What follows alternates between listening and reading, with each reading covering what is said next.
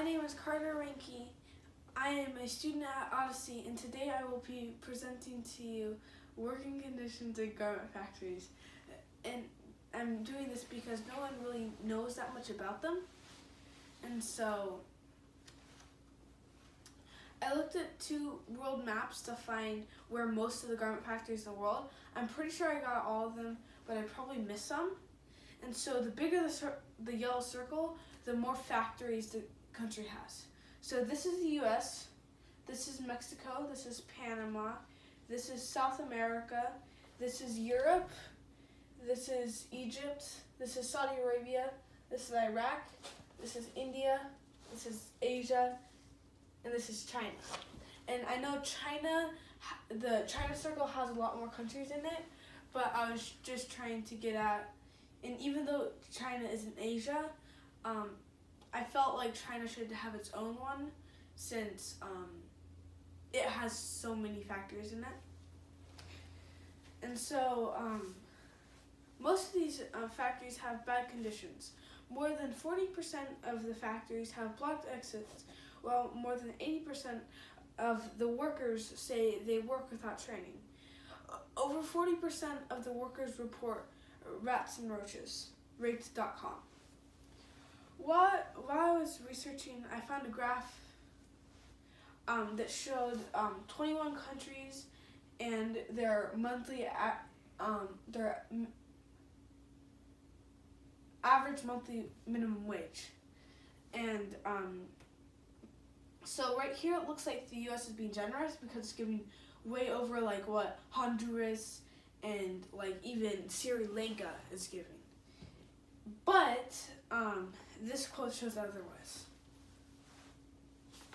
So garment workers in the US apparently earn much more than their peers in other parts of the world. The wage level nevertheless was only 51% of the US national average wage.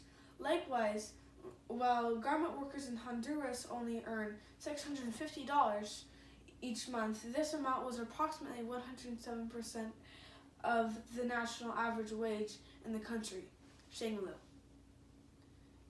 And so this is the visual, so it's giving 51%, and then like this is all the rest of the countries.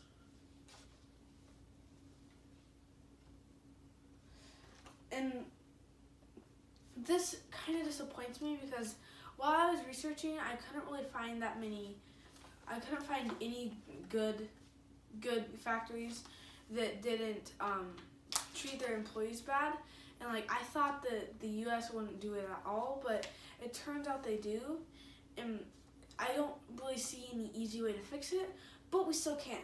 If we use the social media to our advantage and try to find good factories that don't rip off their employees or appear to rip them off, and then start buying from them, we could have other factories start having to change their ways so that the only way they'll stay in business is if they treat their workers good.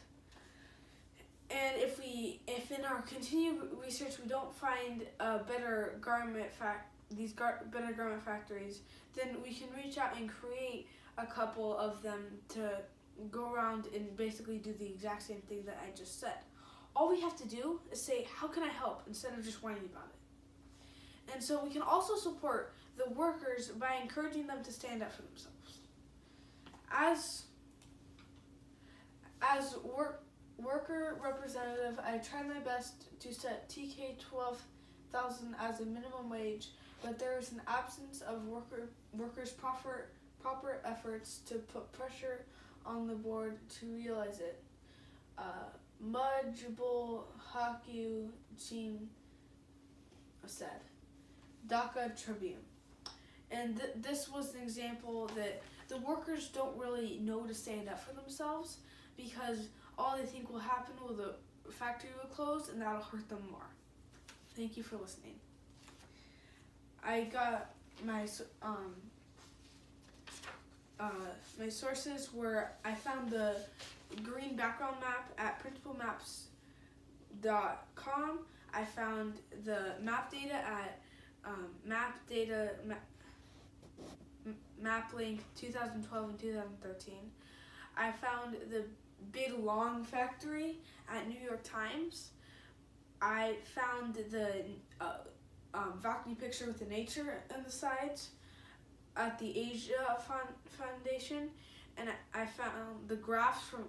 I got the graphs from PRI. I forgot what the acronym means, and I got the overall information from the Pump Handle, Rake.com, Shanglu, and BDNews24.com. I also got the quote about the quote that we just looked at from Dake Tribe. What was the 12,000 TK stand for? Thanks. We're done.